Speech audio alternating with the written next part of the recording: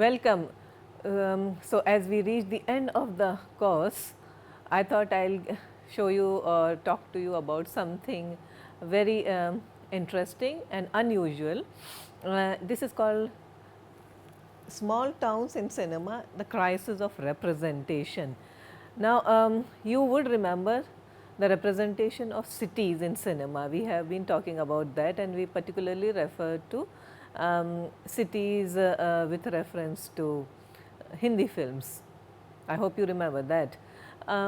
Here I am going to talk about something diametrically opposite, small town in films. If you remember, the city cinema usually talked about, or the early city cinema, with the dichotomy, the binary between city and small town and the rural and the countryside, right. Now, small town representation, just like representation of city, metro city, big cities, has also undergone a major change both at home and abroad. So, if you watch film cinema of small town in Tamil, in Telugu and also in Hindi films, you will find that there is a subtle change that has happened. So, small towns are no longer the towns the way they were, the towns that were represented in the cinema of let us say the 70s and the 80s. There has been a major shift in representation of small towns in our cinema as well as in international cinema. So, my focus today is a representation of a small town in cinema, and I am going to particularly talk about the major shifts, trends and crises of representation. As we know that early American cinema, yes, so we are basically going to talk about European and American cinema and how small town was represented here. So, as we know that early American cinema, they portrayed cities as moral, as centers of moral decadence and decay, moral pestilence. Okay. Films during the Great Depression, and here I am talking about the Great Depression. This was a financial crisis which started in 1929 and went up till the mid 30s, late 30s in America.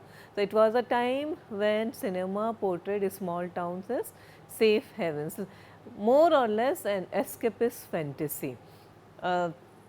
So, therefore, when we talk about small towns in cinema, especially American cinema, we will be referring to the Great Depression. We will be talking about, of course, this is a seminal film, It's a Wonderful Life by Frank Capra. It is a key text of representation of small town in Hollywood cinema.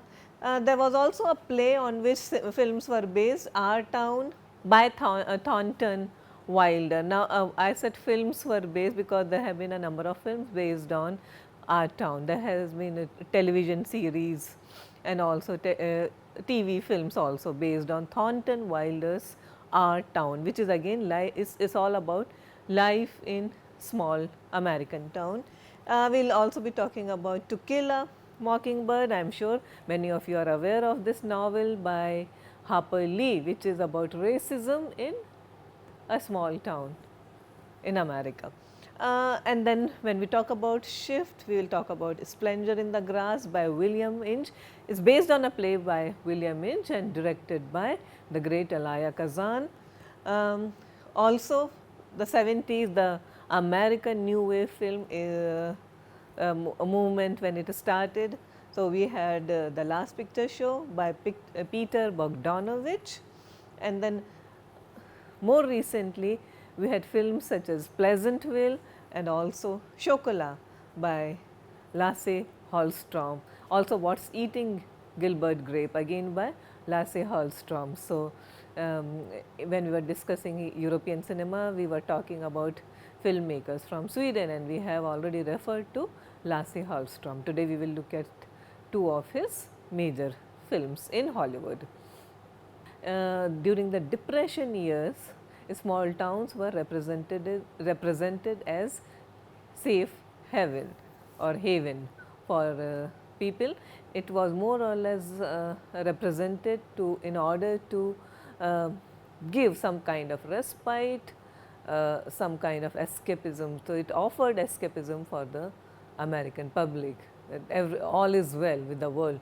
These films basically starred people such as Shirley Temple, the child star of that time, and another major child actor of that time, Mickey Rooney. Hmm? So, those were the films, those were the actors that pulled in huge crowds. They were enormously successful films. Musicals also became extremely successful. When we were talking about Hollywood musicals, I referred to this element as well, that how important musicals as a genre in Hollywood had become when America was going through a major financial crisis or economic crisis. So, perhaps these things are associated. People look for easy entertainment and escapist fare when things are not too well around them.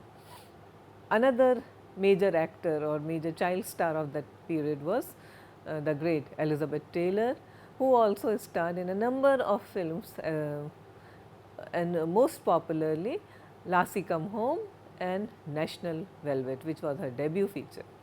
So, all these films are set in small towns during the Depression period, and they offered a major escape for the film goers. The US Depression has been the subject of much analytical critical writing, as the country has sought to re-evaluate an era that dumped financial as well as emotional catastrophe on its people.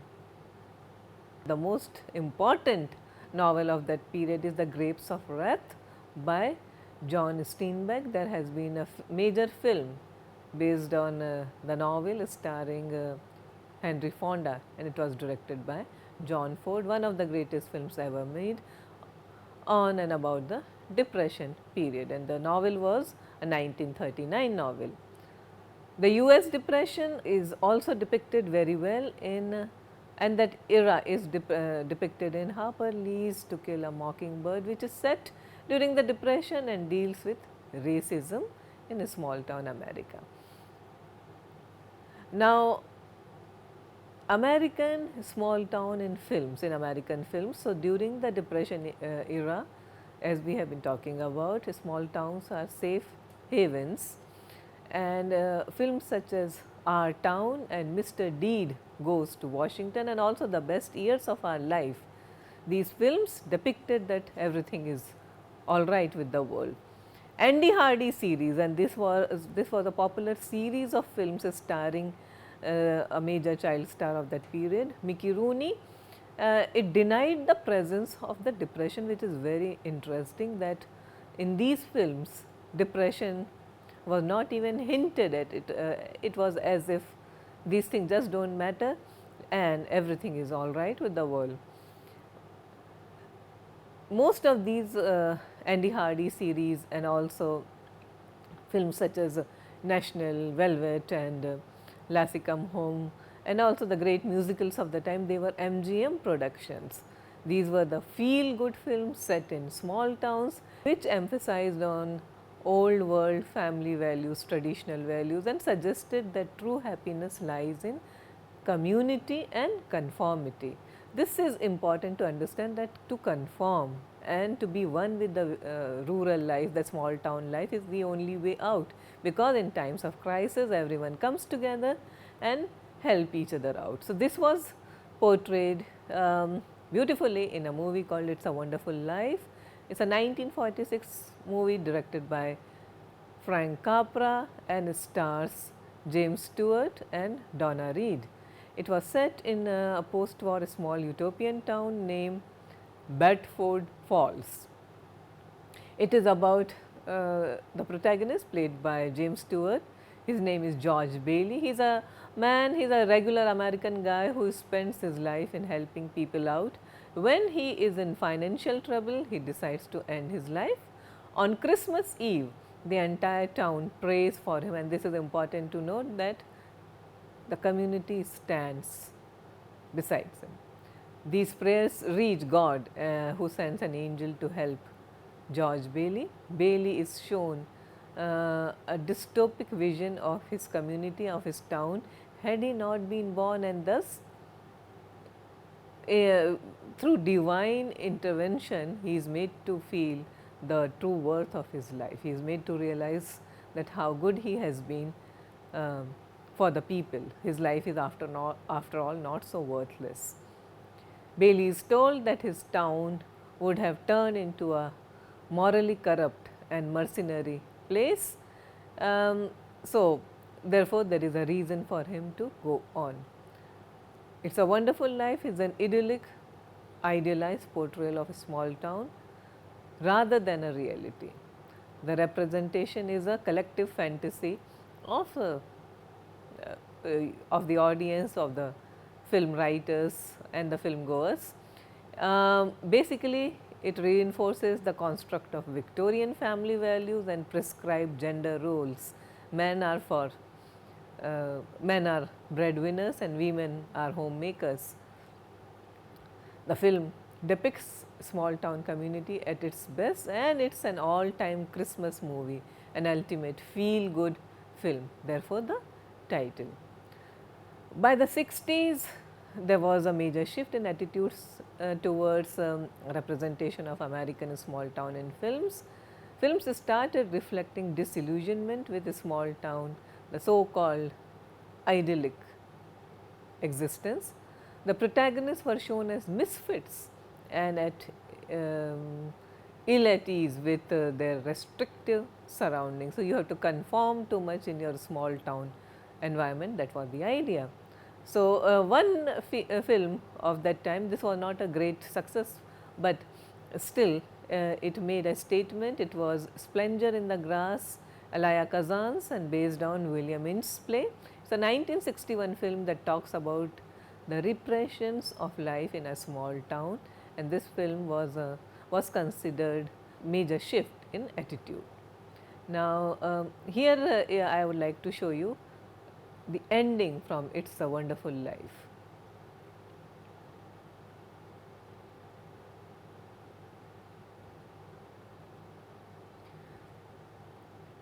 In the 70s, and we have been talking about the American New Wave.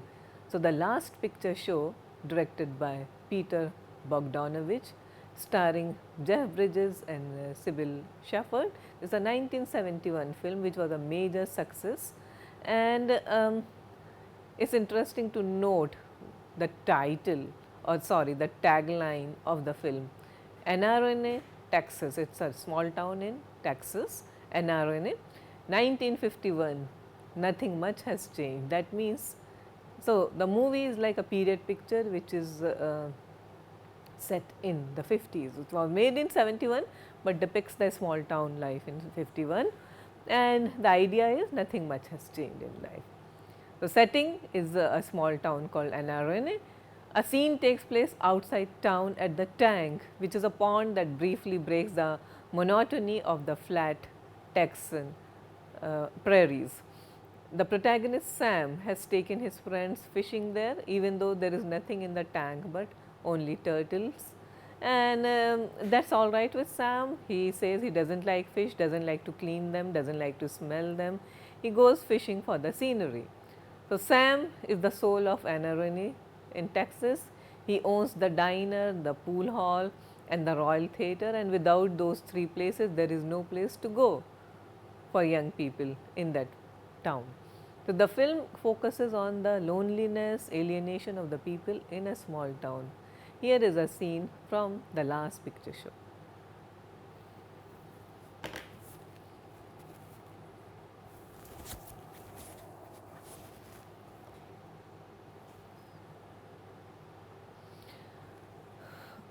So, I will be talking about some films that came in between, but let me introduce you to one of my all time favorite films representing small towns in America, that is Lassie Hallstrom's What's Eating Gilbert, Grape, starring Johnny Depp, Leonardo DiCaprio and Juliette Lewis.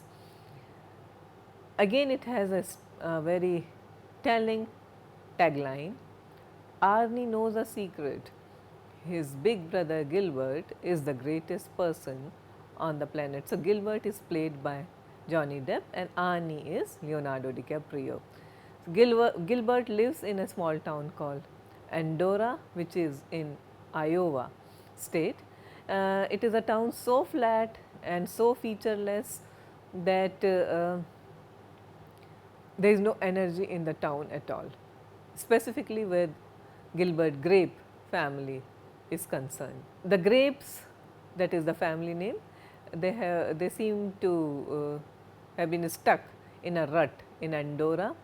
Gilbert is around 21 years old. He wants to break free, wants to explore the world, but he cannot because he has a brother who is mentally retarded, played superbly by Leonardo DiCaprio, and then he has his mother who is extremely ill. He hangs out with other guys his age, drinking coffee, making small talk, and he has a friend, Bobby, who runs an undertaking business. His mother spends most of her time just sitting on the sofa. His best friend Bobby is an undertaker and is an apprentice at his dad's funeral parlor, and most of the conversation centers on what to do with this trade. His boss, who runs the local grocery store, is under threat from the big new supermarkets on the edge of town, which has live lobsters in a tank, something the people at Andorra can't stop raving about. So, there is a threat to his livelihood also. The only person who gives him a sort of break, which is not very unhappy, but there is a certain kind of a break from monotony, is his clandestine affair with a married woman, Mrs. Carver, as played by Mary Steenburgen, who is a very lonely housewife. Now, at home, Gilbert oversees his two younger sisters. The household runs according to rituals and traditions. Gilbert is more or less equal to these challenges in spite of his young age, but he is bored to death. He is absolutely alienated from his surroundings. Now, still, the beauty of the film is that in spite of so much of troubles, the family is not depicted as dysfunctional or isolated. Gilbert may have his troubles, but still the community stands by him more or less. In Andorra, everybody knows everyone, and Gilbert fits in. Life is possible. The family at least is able to function.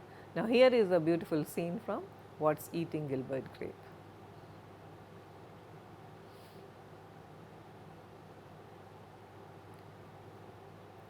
Oliver Stone's U-Turn, starring Sean Penn, Jennifer Lopez, Joaquin Phoenix and Nick Nolte, is another representation of a small town and its moral decay. Now, see, this idea was earlier represented in David Lynch's seminal Blue Velvet. This is the Blue Velvet, in fact, is one of the greatest films that talks about the hypocrisy of a small town, and U-Turn is another film that takes the whole theme forward. The story in U-Turn starts with Bobby Cooper, played by Sean Penn, driving somewhere in the middle of the desert in Arizona on his way to pay the bookies that have already chopped two of his fingers off because he was too late to pay them. His car breaks down and the only option that he has is to leave the main road and go to a small dusty town called, the town's name is Superior. So, he meets all kinds of weird people, including a blind Native American, a garage owner, a person called T&T, who is always on the verge of explosion. Bobby wants to get out of this town as quickly as possible, but he has no money because he has been robbed, and the mechanic charges him an enormous price for the repairs. He has no choice but to stay in the town to try to live with these people and to stay out of the hands of the bookies until he has found some money. There are extremely, in true Oliver Stone tradition, there are extremely innovative shots, and the music is by Ennio Morricone, again which all these things add to the dark mood of the film. David Lynch's 1986 Blue Velvet starring Dennis Hopper and Isabella Rossellini, is another film that I would heavily recommend to you. Now, in Cold Blood, this is based on Truman Capote's novel. It is like, it comes in the tradition of new journalism. It's a blend of facts and fiction, and the movie was directed by Richard Brooks in 1967. Some films were actually filmed on locations of original events in Garden City and Holcomb, Kansas, including the residence of the murdered family. This is about the Clutters, who were mercilessly and meaninglessly murdered by two drifters. There was no reason actually for murdering. This was based on a true story, on an actual case, and Truman Capote decided to write a novella based on this. So, the film stars Robert Blake and Scott Wilson and John Forsyth. The story is set in a small town, Holcomb in Kansas, which appealed to Capote as the very embodiment of traditional American ideas. Now, the dead family, the murdered family, the Clutters, they can't speak for themselves. So, Capote's information about them was supplied by neighbors, friends and other people who knew the family. Capote got most of his information about the preparation of the crime directly from the murderers actually, and thus he shapes readers' opinion about the victims and also about the criminals. Coen Brothers 1996 Fargo is an extremely entertaining and important film, again which depicts decadence and decay in a small town. It is set in the Scandinavian American upper Midwest, where the Coens actually grew up. The tagline of the film is a homespun murder story. The movie starred William H. Macy, Frances McDormand and Steve Buscemi. It begins with the information that it is based on a true story and ends with a disclaimer that all persons and events are fictitious. So, that is Coen's play on cinematic language. The usage of the term true story is ironic and just should be seen as a stylistic device. Fargo is a dark comedy of events that spiral out of control in the middle of a seemingly calm and placid landscape of the American Midwest. The movie is today remembered for its stark visuals and the local accent. See, small towns are always known, or any space or locality is known for its accent, the way the people talk, and it is captured wonderfully in Fargo. It also has arresting long shots of vehicles traversing the snow blanketed landscapes. Overall, there is a sense of quiet bleakness. It is true to the rhythms of a small town life. Also interesting to note in Fargo is the expressive use of whiteouts that sometimes make the characters appear to be moving through a dream. Roads appear, disappears. We have already referred to A History of Violence by David Cronenberg, and the tagline of the movie is everyone has something to hide. It is based on a graphic novel by John Wagner, who also wrote Judge Dredd, and the movie is set in a small Indiana town where Tom Stall, as played by Viggo Mortensen, runs one of the friendly little diners that acts as the village crossroads and clearinghouse. He is a regular kind of person, married to a lawyer and father of two children. He speaks with a middle American accent. Now, these Indiana scenes are so persuasive that we wonder whether this is a David Cronenberg movie after all or not. So, the piece is very deceptive. Two tough guys enter the diner, they have guns, they threaten the customers, and Tom Stall now moves swiftly, takes out the two guys and ends up on the local front pages as a hero. So, film is more about character and the deceptive, illusionary nature of people and places. We are continuously being shown that small towns display disillusionment with life. These places can be hostile, for example, in Cold Blood and Fargo. Also, Boys Don't Cry and No Country for Old Men. These places can also be extremely weird, as in Blue Velvet, or maybe centers of corruption, such as Erin Brockovich, which was a 2000 movie. We also see a very disturbing trend, that is small towns always stress on conformity, as was seen in Chocolat, that is again a Lasse Hallström movie. A key feature of small town films is that it stresses too much of conformity and community life. Everyone knows everyone. Culturally, you have houses, particular places for entertainment, but very limited places. Okay, they could be a diner. In fact, there was a movie by Barry Levinson called Diner, okay, which is again about a small town and alienation. Although it is a very fine movie, it is one of those feel good films, but then of course you have you can sense the kind of disillusionment that the four young protagonists in Diner are experiencing in their very constrained life. Again, a key feature of small town films is the language, and the accents are region specific. They speak in dialects, local dialects. And then also the limited career opportunities, and also limitations to forge relationships. So, this is also one of the elements of small town films. Now, in the Truman Show, which stands out because of the way the film is conceived, you know, the conceptual quality of the film is so different from other small town films. It's a Peter Weir film starring Jim Carrey and Ed Harris, and it's a commentary on our reality show obsessed society.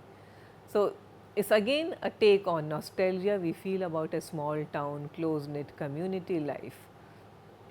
This town, which is a creation of a small town life, is called Sea Haven Island Township, and the movie is almost like scripted by its producers. So, there is a film within film going on.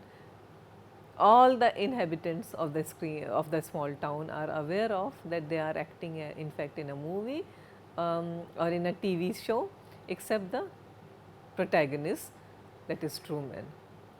He is so much controlled by the creators of the show that he is not even allowed to move out of that town. So, his license plate reads Sea Haven, a nice place to live. And at the beginning we are told about his idyllic childhood existence, the innocence and self-sufficiency of small town, and how there is a perfect harmony between family and society in a traditional small town. So, here is a scene from the Truman Show.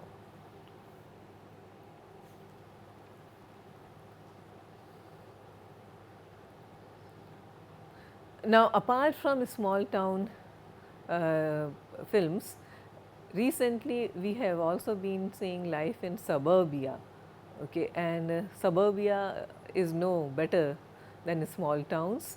That is what these films seem to tell us about.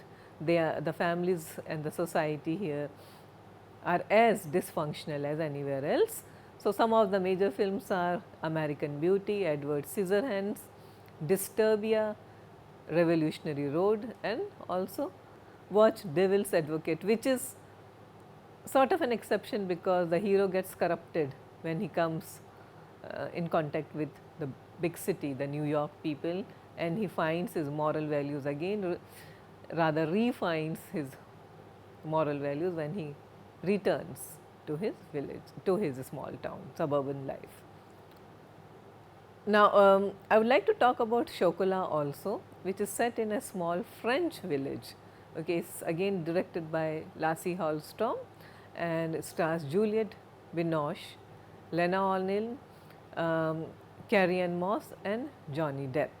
This is a small town where life has been the same for, let's say, 100 years, nothing has changed. And here arrives Vienna Rocher, a mysterious, enigmatic character played by Juliette Binoche, who opens a chocolate shop, a chocolatier.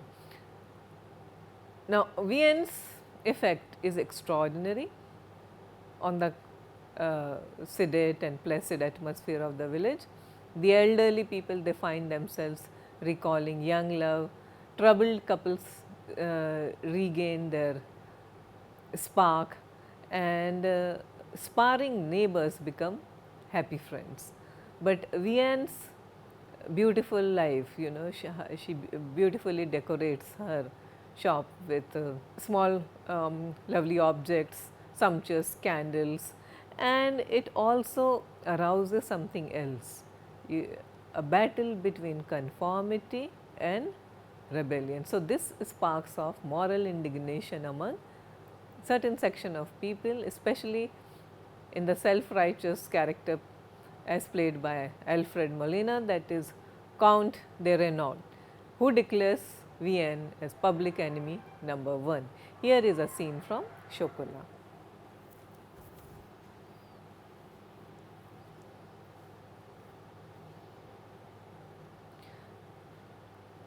So, I would like to end the discussion with the Italian movie 1988 film Cinema Paradiso, which was directed by Giuseppe Tornatore, and it also won the Oscar for the best foreign picture, a film which is a celebration of the everlasting magic of the movies. The setting is again a small Italian town in Sicily, Gionacoldo, and in the final years before the arrival of television. It has two major characters, old man Alfredo, who rules the projection booth. The movie is, at least the first half of the film is set in a movie theatre called Cinema Paradiso, and a young boy Salvatore, who makes the booth, the projection booth, his home away from his family. See, his father was father is away during the war, and his mother takes care of the little brother. Most of the time she remains indifferent to him. Okay, she has to struggle a lot to make the ends meet. In the person who is working in the projection room, young Salvatore, or Toto as his nickname goes, he finds a surrogate father. So, the film is like an autobiographical note that the only theatre in his hometown was when he was growing up, and it showed everything from Kurosawa and to the B-grade films of Hercules and Tarzan. And in Cinema Paradiso, that was the first place he had caught glimpses of Charlie Chaplin, John Wayne, and countless Hollywood melodrama. So, the film is a reminder of the scenes in Truffau's Days and Night, where the young boy steals a poster of Citizen Kane. It's a homage to all the great films ever made. The message of the film seems to be that the power of the screen can compensate for a deprived life. The town square in Cinema Paradiso plays a major role. It's a character by itself. It's a community where people come together, offer advice, and again it's a kind of nostalgic view of a life that's never going to come back again. The film is essentially about the reminiscence of a boy growing up in a small town. Small towns have also found a major place in contemporary Hindi films also, such as Welcome to Sajjanpur, Manorama, 6 Feet Under, Ishqiya and Dabang. So, there is a lot of research that is waiting to happen on representation of small town in cinema. Stylistically too, it offers a lot because there are open spaces. Filmmakers can also use the local dialect and the local way of life. So, a very interesting area of study, small town and its representation. So, thank you very much.